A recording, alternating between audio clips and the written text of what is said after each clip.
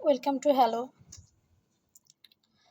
আজ আমি তোমাদের সাথে কথা বলতে এসেছি যারা অ্যাডমিশন দিচ্ছ, তোমাদের জন্য এসেছি আমি। অ্যাডমিশন প্রসেসটাকে তোমরা সিরিয়াসলি নাও, সেটা আমি জানি। এতটা সিরিয়াসলি নিও না যেটা জীবনের থেকেও বড়। অ্যাডমিশনে কখনো কখনো জয় হবে, কখনো কখনো হবে না। মেনে নেওয়া শিখতে হবে, যেটাই হোক মেনে নিতে হবে। কিছু পাওনি, কিছু হতে পারোনি, চেষ্টা করেছো তো। কতটা চেষ্টা করেছো সেটা তুমি জানো। তুমি যদি যথেষ্ট চেষ্টা করে থাকো, তারপরেও যদি তুমি না পাও সেটা, তাহলে ওটাকে ছেড়ে দাও, একদম মন থেকে ছেড়ে দাও। ওটা আর পাওয়ার দরকার নাই। হয়তো বা সৃষ্টিকর্তা তোমার জন্য বেটার কিছুই নির্ধারণ করে রেখেছেন। এখন আমি তোমাদেরকে একজনের গল্প বলি। প্রত্যন্ত গ্রাম অঞ্চলে একটা মেয়ে ছিল। তাকে সে দেখতে ভীষণই সুন্দর ছিল বিধায় তাকে ঘর থেকে বের হতে দিত না। চার দেয়ালের মধ্যে থেকে, এটা কোনো রূপকথার গল্প না, সত্য গল্প। চার দেয়ালের মধ্যে থেকে সে শুধু পড়াশোনা করত, বই এনে দিত তাকে, সে পড়াশোনা করত। তো এভাবে চলতে থাকে। মাধ্যমিক, উচ্চ মাধ্যমিক, তারপরে আসে অ্যাডমিশন। অ্যাডমিশনের সময়ও তাকে বই এনে ঘরের মধ্যে দেয়, কিন্তু সে ভর্তি পরীক্ষায় ভালো ফলাফল করতে পারে না। তার অ্যাম্বিশন ছিল মেডিকেলে পড়াশোনা করা, কিন্তু সে সেখানে পড়তে পারে না। এরপর সে ভীষণভাবে ভেঙে পড়ে এবং সিদ্ধান্ত নেয় সে সুইসাইড করবে। যখন সে সুইসাইডের সিদ্ধান্ত নেয়, তখন সে কিছু কথা লিখে, সুইসাইড নোট হিসাবে কিছু কিছু কথা লিখে সে আত্মহত্যা করতে যায়। আত্মহত্যা করতে যাওয়ার পর তার ফোনে, ঠিক ওই মুহূর্তে তার ফোনে একটা ফোন আসে তার কোচিংয়ের থেকে। তাকে একবার দেখা করতে বলা হয়। তো সে তখন ভাবলো যে ঠিক আছে, একবার দেখা করেই আসি। তো সে একবার দেখা করতে যায় এবং দেখা করতে যাওয়ার পর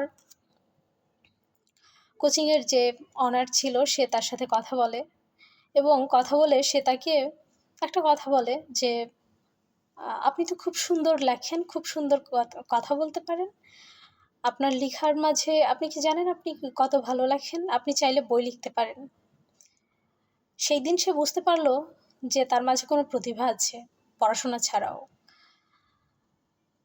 এরপর সে পরিবারের অনুমতি নিয়ে শহরের একটা বিশ্ববিদ্যালয়ে ইঞ্জিনিয়ারিংয়ে ভর্তি হয়, যেটা সে একদমই পছন্দ করতো না।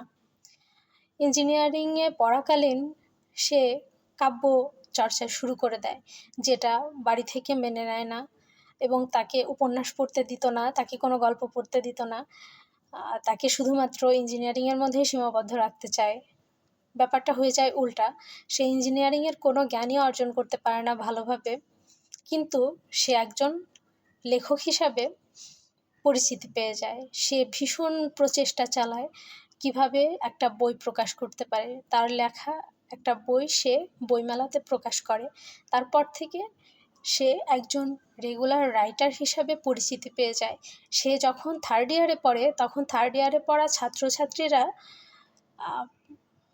তার লেখা বই পড়ে পাশ করে তারপরে বের হয়। এটা তার জন্য অবশ্যই গর্বের একটা ব্যাপার যে সে যে থার্ড ইয়ারে পড়ে, থার্ড ইয়ারে পড়া স্টুডেন্টরা তার বই পড়ে তারপরে পাশ করে তাকে বের হতে হচ্ছে। প্রত্যন্ত গ্রাম অঞ্চলের ওই মেয়েটা যদি এইটুকু করতে পারে, তাহলে আপনারা কেন পারবেন না? লাইফের ট্র্যাক যখন তখন বদলে যেতে পারে। এবং তারপরে কি হয়? তারপরে মেয়েটা দেশের বাইরে পাড়ি জমায়, স্কলারশিপ নিয়ে সে দেশের বাইরে চলে যায়, এবং দেশের বাইরে গিয়ে সে মেডিকেল সায়েন্সে পড়াশোনা করে, মেডিকেলের ডিগ্রি অর্জন করে। ডিগ্রি অর্জন করে সে লেখালেখি এবং তার পড়াশোনা দুটোই চালিয়ে যায়। লক্ষ্য যদি থাকে অটুট, বিজয় অবশ্যই হবে। আমি আপনাদেরকে এটাই আসলে বলতে চাচ্ছিলাম যে এখন হচ্ছে না তো কি হয়েছে, কখনো না কখনো হবে। একটু ধৈর্য ধরো, অবশ্যই হবে। তোমাদের জন্যে শুভকামনা থাকবে।